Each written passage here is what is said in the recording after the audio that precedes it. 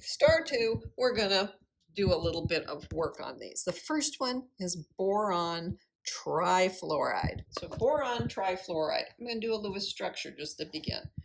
The boron, because of where it is in the periodic table, is going to bring in 3 electrons. We have 3 fluorines that are bringing in 7 apiece. So I have a total of 24 electrons to work with. These fluorines are the most electronegative thing out there, so they're going to get their 8 first. That's going to use up all of them. There will be no lone pairs on the fluorine. So I would update this using VESPR by saying, oh, I have 3 areas. I'm going to make 3 bonds. I will make them at 120-degree angles, and I will put the fluorines out here. So there are all my electrons, and I can see now that this should be 120-degree angles, and I should say that it is trigonal planar because it is flat. This is a good representation of it. Secondly, it's going to be beryllium chloride. So the beryllium is going to bring in 2 electrons. The chlorines are each going to bring in 7, and I have a total of 16 electrons. The chlorines, more electronegative, they're going to come take theirs from the buffet table first, so there's no lone pairs on the beryllium. The beryllium is going to make bonds to the chlorine like this, and we're going to have a situation where it is, oops, should make that beryllium and not boron, 180-degree angle, and it's going to be a linear molecule. And we can argue about whether it's actually a molecule or a formula unit later. For now, we will mention it. Phosphorus pentachloride. All right, 1 phosphorus will bring in 5, and 5 chlorines will each bring in 7. So we have 40 electrons to worry about. The 5 chlorines come back to the buffet table and grab up everything, leaving no electrons for lone pairs. Let me draw it twice. I'm going to draw it first time the way you would end up having to do it if you drew it flat. You'd kind of draw it like a star, and then you'd put the chlorines out here and fill them up. Okay? This is if you're drawing it flat the way Lewis would have drawn it, which is the best that Lewis could do in this case because he's trying to draw everything flat and it's not actually flat. So how do we draw it when it's not actually flat? You see, this was trigonal planar, this was linear. Now I actually have to draw something that I have to give you an indication of the fact that it's not flat. So I'm still going to put phosphorus down here. And then I am going to try to imitate this. So what I can do is I can draw 1 up and 1 down in the plane of the paper, and 1 more in the plane of the paper. Then I have to draw one that's coming out towards you and one that's going away from you. So for the one that's going away from you, we'll use the dashed line as if it was behind the paper. And for the one that's coming out towards you, we'll draw it as if it's getting fatter because it's getting closer to you, so it looks fatter.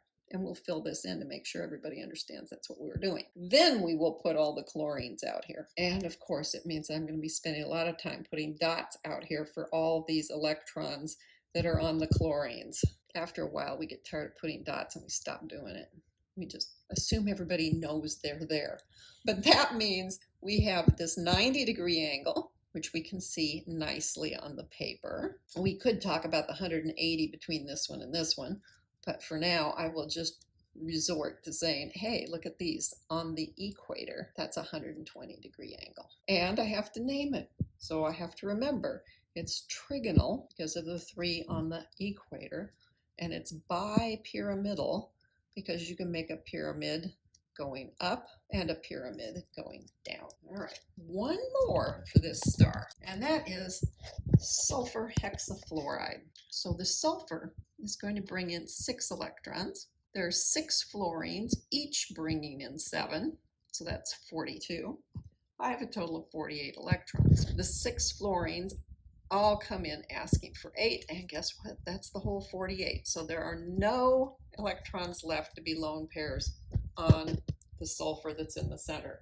So let's try drawing this. That's going to be like this one. So I'm going to try to draw this for you. I could do like this and have 2 things coming out towards you and 2 things going away from you. I tend to prefer to draw it more or less like this, but I'm sort of pretending these are in the same plane because, you know, otherwise I wouldn't even see the one in the back, right? Okay, so I'm kind of fudging this when I draw it. Just want you to know that. But I'm going to put a sulfur down here. Up, down, out this way, out that way, and then I can have one that's coming out towards you and one that's going away from you. Here's the fluorines. And of course, massive numbers of electrons have to be added. Oh boy, that was a lot of work. Every one of the angles is 90 degrees, unless you're talking about the ones that are completely across from each other. And the name? Octahedral. All right, I said there were 3 rules, so let's talk about second rule. These electron pairs, if they're in a multiple bond, you treat them the same way as if they were a single bond, which just sounds crazy, but it works. Even though we know these bonds are shorter and stronger than single bonds, the electrons that are in those bonds are, generally speaking, in the same place. They're between the atoms, right? So that particular type of localization helps us make that assumption that we can treat a multiple bond the same way as a single bond. So as an example, here's carbon dioxide. This is what you would end up with if you used your model kit to make it up. Okay, it would look like this. It's got 2 regions, 1, 2 of this electron density. 2 regions of electron density. To get as far away from each other as possible means you end up with a linear shape. But this is, in fact, in a line. You can eclipse it this way so that you can't see the back ones, right? Okay, so it is in a line. It is a linear shape. So far, that doesn't really disagree with the original Lewis structure. So let's talk about something else. Let's talk about a carbonate ion. If we had a carbonate ion, the Lewis structure, drawn flat, would suffer from my so-called flat frog effect. Now, I realize it's kind of gruesome, but you know what? It makes you remember it, so that's why I use it. And it would incorrectly predict the angles. But if we use VESPR and we say there are 3 areas of electron density, 1 single bond here, 1 single bond there, and this double bond. That's 3 areas of electron density because I get to treat the multiples the same as the singles. Then we predict that the shape will be this trigonal planar shape. The VESPR model will also work when there's more than 1 central atom. We talk about the bonding around each atom independently. We can just say, okay, I'm going to ignore this half for a minute. I'm just going to talk about this as if it were the central atom. It's attached to something here and here and here. There are 3 areas of electron density, 1, 2, 3. So my first guess is that it's 120 degrees apiece. Well, it turns out it's not quite. One of them is about 117 degrees, and the other 2 are close to 122 each. These are rounded off, so they don't add up to 360 like they should, because they're rounded. But if I were looking at Lewis's method of doing this, I would predict something like this, which is just, you know, all 90-degree angles. No, it's wrong. So the VESPR helps us understand better. This isn't perfect. It's not 120 degrees like we were predicting immediately, but it's a whole lot closer than the 90 degrees that we were seeing in a Lewis diagram of the old style before we added on the VESPR ideas. Now, molecules that have lone pairs on the central atom have to be dealt with as well. And we have a method of doing that where we talk about a so-called formula, A x sub n e sub m. We're talking about pairs that are bonding and lone pairs that are on the central atom. So the A is the central atom. That's why it doesn't have a subscript. It's all by itself.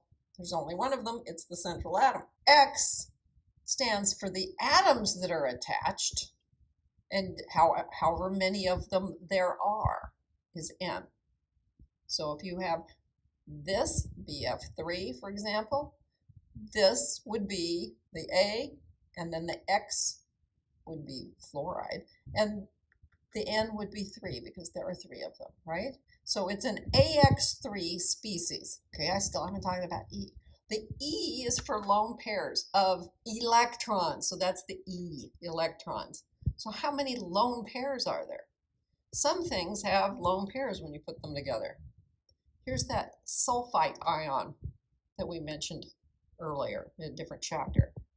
The sulfite ion has a lone pair here on sulfur. That gets counted as an area of electron density, so this has a total of 4 areas of electron density. So it's an example of a so-called AX3 because there's 3 oxygens, and there's 1 lone pair, so we don't bother to put the 1 down here as a subscript, but we have to mention that it does exist.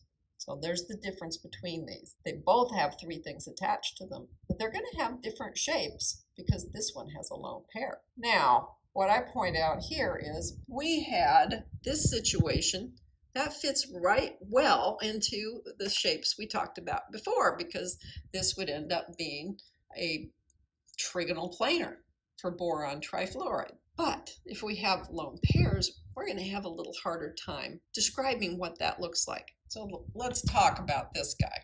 After you've come up with the idea that there are 4 areas of electron density, you can say, oh, the electrons look like this, but only 3 of these lead to another atom. The other one doesn't lead to an atom. It does make the shape occur because we're still going to have those angles that we were talking about.